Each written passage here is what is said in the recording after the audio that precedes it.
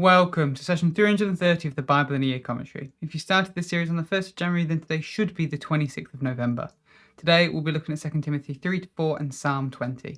But so far in 2 Timothy, we've read as Paul encouraged Timothy to remain steadfast in his ministry, and started the section focusing on preparing Timothy for the challenges of ministry. Paul wrote 2 Timothy likely his final letter to encourage Timothy in leading the church in Ephesus and continuing in his ministry. He opened with gratitude and urged Timothy to remain bold in faith. It was God's strength, not how qualified he was, that would sustain his ministry. Paul urged Timothy to hold on to the gospel's truth. He was to be like a soldier, an athlete, and a farmer, disciplined, dedicated, and patient in service. Paul cautioned Timothy against fruitless arguments and false teachings. Avoid people like Hymenaeus and Philetus who distorted the gospel. They wanted to claim that there was only a spiritual resurrection and that it had already happened. Believers just need to be enlightened enough to access it. Paul likened believers to special utensils, urging them to avoid harmful influences and live with purpose and integrity. He emphasized that Timothy should correct his opponents gently, remaining steadfast in the true gospel message.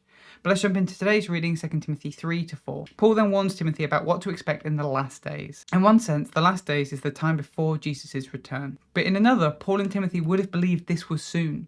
In other words, they were, and therefore we are, living in the last days. He lists qualities that he has seen in his time leading churches and that Timothy will see in his. The qualities include selfishness, materialism, pride, disobedience, ingratitude, and a lack of empathy. Their behaviour shows a rejection of genuine goodness, a preference for pleasure over devotion to God, and a superficial display of godliness that lacks true spiritual substance. Essentially, it describes individuals who put themselves and worldly pleasures above moral values, community, and connection with God. They might mask at being godly or spiritual, but in reality they are lacking. Paul encourages Timothy to have nothing to do with these people, but the unspoken context is that they claim to be believers. See 1 Corinthians 5 verses 9-11. Those who don't yet know Jesus have not yet had the opportunity to experience his freedom from these things. Those that do know him should know better. Of those who engage these qualities, Paul notes two groups. There are those who go around teaching people in a way that leads to these qualities, and there are those who are convinced and led by these teachers. Paul describes the second group as silly women, but this is likely because that has been his experience. We read in 1 Timothy 5:11-15 that there were many uneducated women in Ephesus that were easily swayed by whatever teaching tickled their ears. But this group shouldn't be limited to just women. They are defined as people who are overwhelmed by their sin. They've not learnt to tame their desires or bring them in line with the Holy Spirit. They are also able to be part of church and listen to lots of great teaching, but not actually let any of that teaching change or transform them. Paul then references the two magicians that supported Pharaoh when Moses went to rescue his people from slavery. See Exodus 7 verse 11 and 8 verse 7. They're never mentioned by name in the Bible, but Jannes and Jambres become the names for these men according to Jewish tradition. Just like these men set themselves up against Moses, but God's authority clearly defeated them, God's authority in his good leaders will overcome any false leaders. And so Paul turns to Timothy and charges him to continue in the faith. He has seen from Paul the difficulties and sufferings are part of this walk. Paul persevered, and the reality is all who walk with Jesus will face some degree of persecution and suffering. Meanwhile, there will always be false teachers who deceive people that you don't need to suffer or struggle while following Jesus. But Timothy knows better. He has learnt better from Paul, and he's learnt better from his studying of Scripture. Scripture, Paul notes, is God-breathed. That's 2 Timothy 3 verse 16. There are a few things to note here. The first is the meaning of Scripture. Paul here is talking about the Hebrew Scriptures. But it wouldn't take long for some of the writings we now know as the New Testament to start to be considered as Scripture.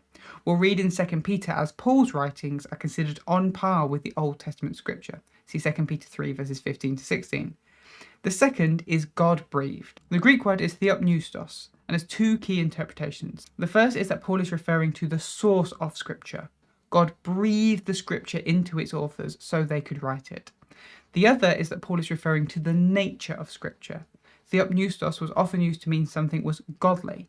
In other words, all Scripture is godly. It is useful to teach us what is true and to make us realise what is wrong in our lives. It corrects us when we are wrong and teaches us to do what is right. Either way, the point is that Scripture is good and it has a purpose so that everyone who belongs to God may be proficient, equipped for every good work. That's 2 Timothy 3 verse 17. Therefore, Timothy should preach the word of God both in good times and in bad times. He should be ready to convince, rebuke, and encourage his people with it, and through it all, do it with patience. He has to be okay with the fact there will always be those who reject good teaching, but focus on the teaching that they like and make them happy. Timothy should not see that as a reflection on him. Instead, he should continue and endure in his ministry. And so Paul begins his closing thoughts. Pointing back to his own life, he realizes he is pretty close to the end.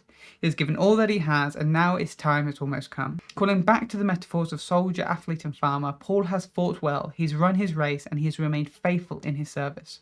Paul is confident in the promise of the resurrection for himself and everyone who faithfully looks forward to Jesus' return. Then comes some personal instruction. Paul encourages Timothy to come visit him before he dies. Many others have left Paul and gone back to support the other churches that he planted. When Timothy comes, he should bring Paul's cloak because he's likely cold in prison, and some books and parchment, presumably so he can write some more final letters. Paul warns Timothy against Alexander the coppersmith, presumably because he's the very kind of person Paul has been warning Timothy of throughout this letter. When Paul was first arrested, everyone deserted him. They were clearly scared, so Paul asked that it not be held against them. God sustained him and has continued to rescue him from danger and attack. Finally, Paul ends with some greetings and another encouragement to come soon. In many ways, 2 Timothy is the same sort of letter as 1 Timothy, this time accentuated by the fact that Paul is on his deathbed.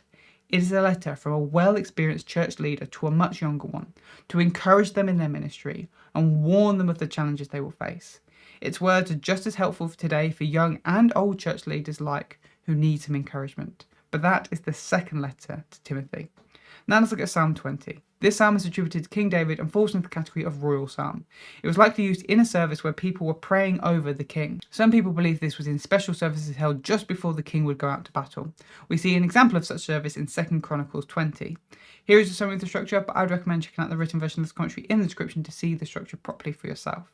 We start with verses 1 to 5, a prayer for the king. Verses 6 to 8, our trust in God.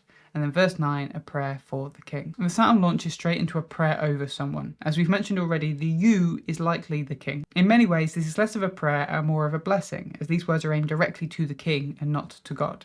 The people speak God's protection over their king, and his presence would follow the king as he leaves the temple and Jerusalem, Zion, to do battle.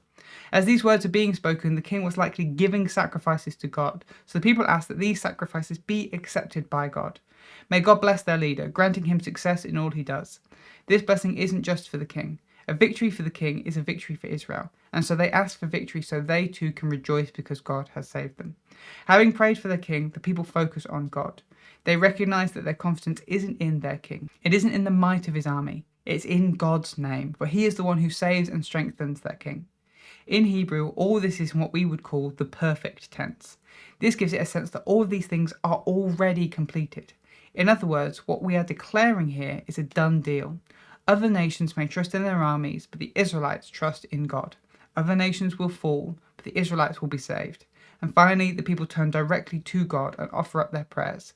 They ask God to save their king, and they echo their opening lines. Just as they ask that God might answer the king when he is in need, they now ask that their king may answer them when they are in need. This psalm invites God into the needs of the people's lives. Their situation meant that war was not uncommon, but through it all, they weren't to trust in their own ability to get through it. They were to seek God's help and have confidence in his ability to save them. Thanks for joining us today. Take a moment to reflect on what you've read and share your thoughts or questions below. If you're watching in the future, then you can click here for the next session, or you can find the full playlist just down here. To receive these daily commentaries in your email inbox, subscribe via the link in the description below. Have a great day, and I'll see you tomorrow.